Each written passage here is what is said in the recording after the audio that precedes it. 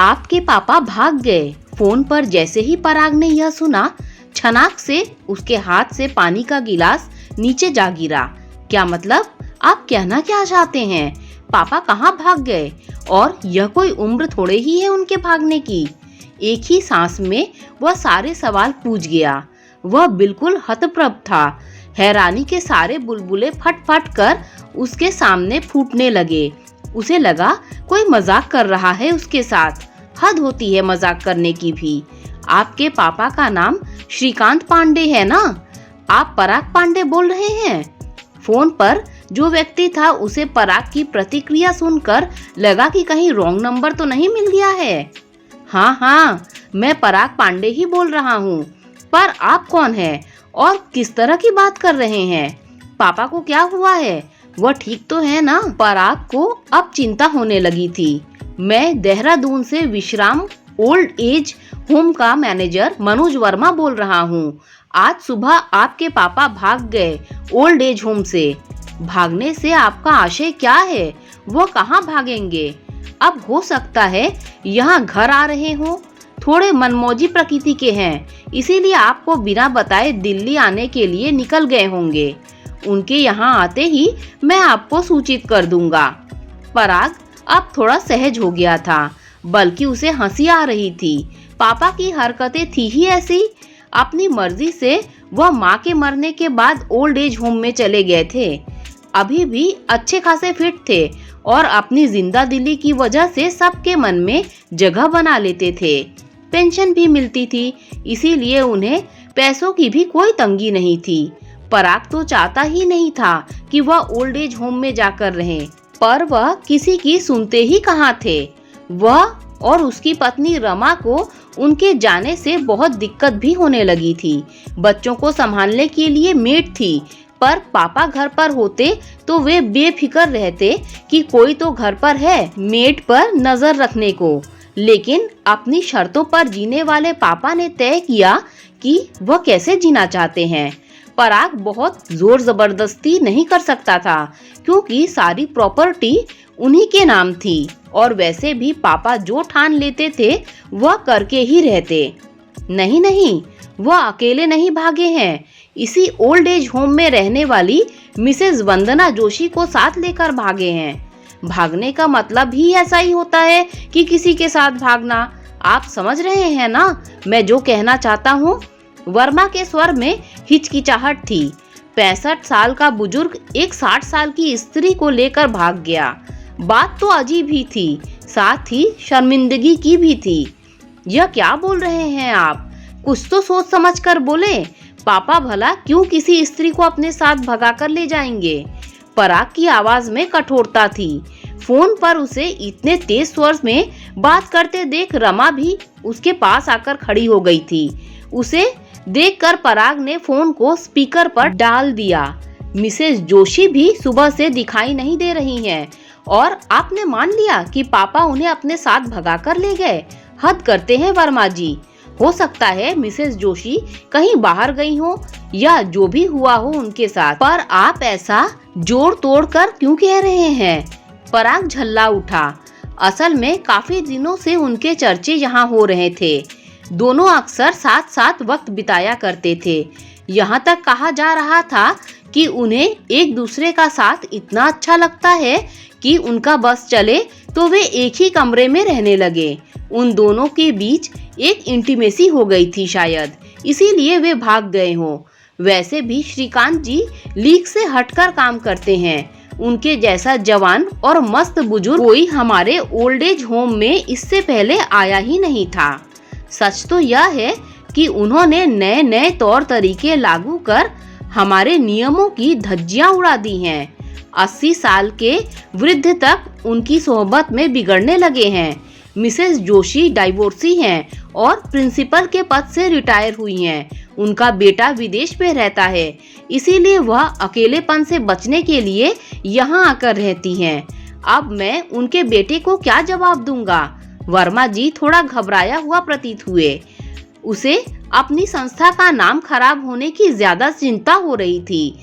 उनके बेटे को तो बाद में जवाब देना, पहले आप बताएं कि अगर ऐसा कुछ पापा और मिसेस जोशी के बीच चल रहा था तो आपने उसकी सूचना मुझे पहले क्यों नहीं दी?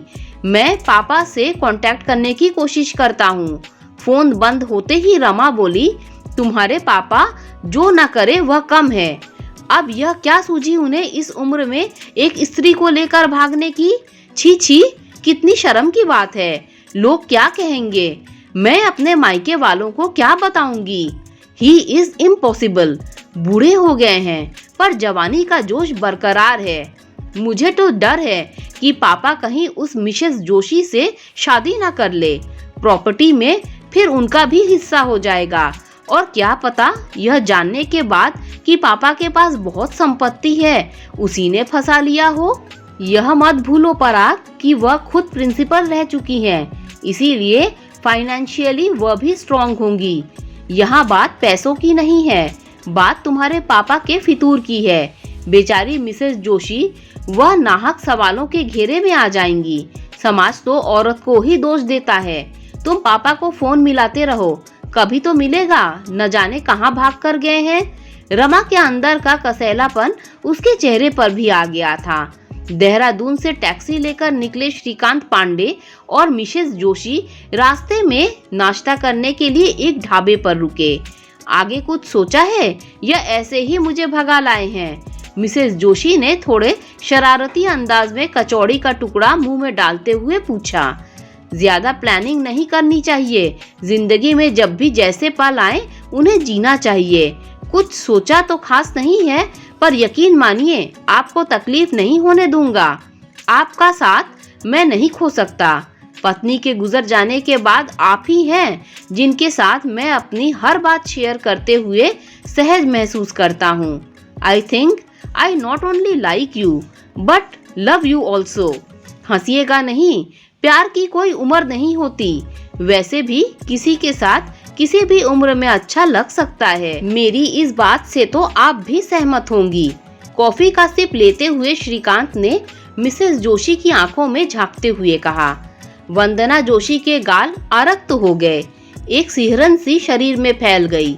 श्रीकांत का चेहरा और शरीर अब भी कसा हुआ था। एकदम टिप टॉप रहने वाले श्रीकांत इस समय लाल टी शर्ट और जीन्स में बहुत ही स्मार्ट लग रहे थे। उनके गोरे हाथों पर नजर गई तो उनके अच्छे से तराशे हुए नाखूनों को देख वंदना को इश्क हो गया। उनसे मुलाकात और अपनेपन की लहर चलने के बाद से उन्हें फिर से अपने पर ध्यान देना शुरू कर दिया, वरना बहुत लापरवाह हो गई थी अपने प्रति। नाखूनों पर से नेल पॉलिश उखड़ती रहती और चेहरे पर भी थोड़ा रूखापन आ गया था।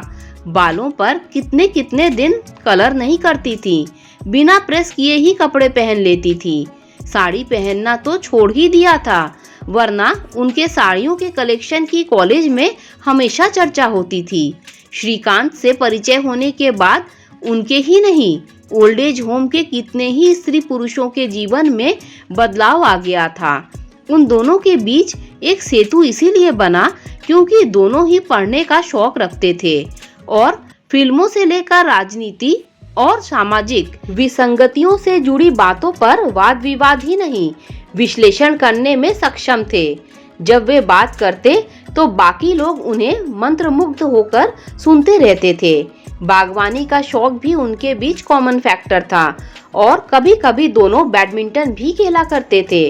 उन्होंने अपने कुर्ते की सिलवटें बेवजह ठीक की। वह सांवली जरूर थी, पर उनके नैन नक्श की तारीफ सभी किया करते थे।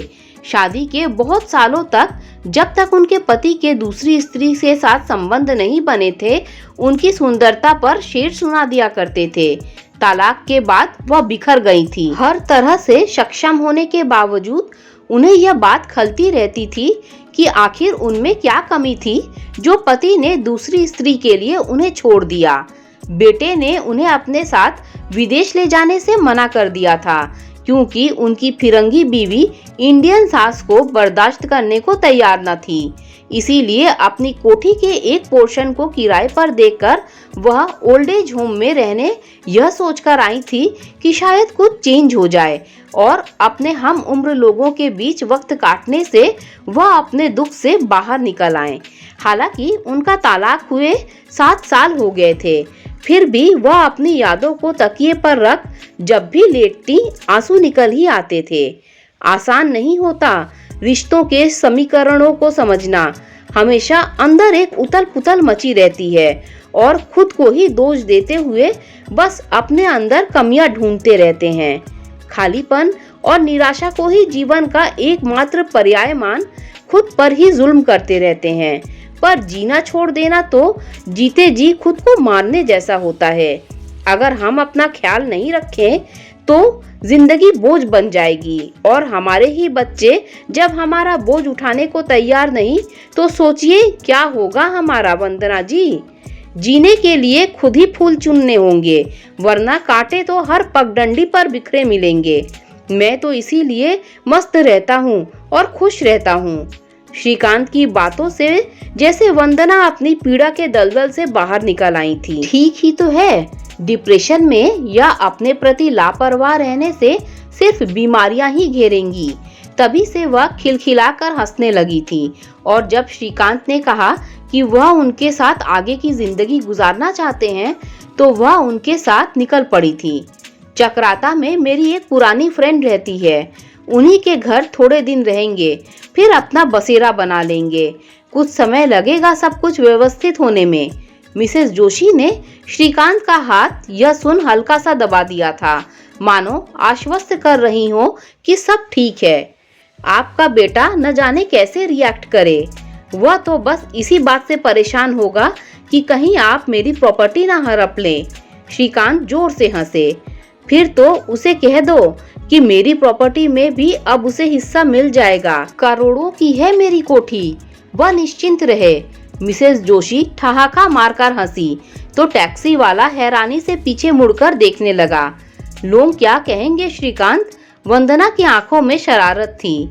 यही कि बुढ़े पर आशिकी चढ़ी है और बुढ़िया का दिमाग तो खराब हो गया है। खबरदार जो मुझे बुढ़ी कहा, और माशाअल्लाह आप तो अभी भी बहुत जवान हैं। सारे रास्ते हैरान परेशान टैक्सी वाले ने जब चक्राता नामक जगह पर एक घर के आगे टैक्सी रोकी तो वह अपने को रोक नहीं पाया। तो साहब जी, आप दोनों शादी करेंगे? अब हम दोनों साथ रहेंगे, बस अभी तो यही सोचा है। बंधन और रिश्तों को मोहर लगाने से कहीं ज्यादा जरूरी है एक दूसरे का संग साथ। प्यार और सम्मान देते हुए जिंदगी गुजारना क्या काफी नहीं है? क्यों, ठीक है ना वंदना? वंदना कुछ कहती उससे पहले ही श्रीकांत की दोस्त शालिनी ने उनका स्वागत करते हुए कहा, वेलकम माय ओल्ड बडी। उनके पीछे खड़ी व्यक्ति को देखकर वंदना भौचक्की रह गई। Meet my husband. शालिनी ने जैसे ही कहा, वंदना को लगा कि जैसे उनका पूरा सर्वांग जड़ हो गया है। श्रीकांत ने वंदना के चेहरे पर छाई वेदना और पसीने की बूंदों को देख कसकर उनका हाथ थाम लिया। वह समझ गए थे कि वह व्यक्ति वंदना का पूर्व पति है। Meet my friend, companion and would be wife. Shrikant मुस्कुराए। उन्हें देख वंदना को लगा कि चारों तरफ केवल फूलों की चादर बिछी हुई है। अपने भीतर उग आई उदासी को उन्होंने झटका। And I feel that I am on the top of the world when you are with me. हमेशा तुम्हारे साथ वंदना। अंदर आए शालिनी कि यहीं खड़ी रहोगी। श्रीकांत ने शालिनी के कंधों को थपथपाया। शालिनी के पति को अनदेखा कर वंदना श्रीकांत के साथ घर में प्रवेश कर गईं। दोस्तों, कहानी अच्छी लगी हो तो लाइक शेयर सब्सक्राइब कीजिए।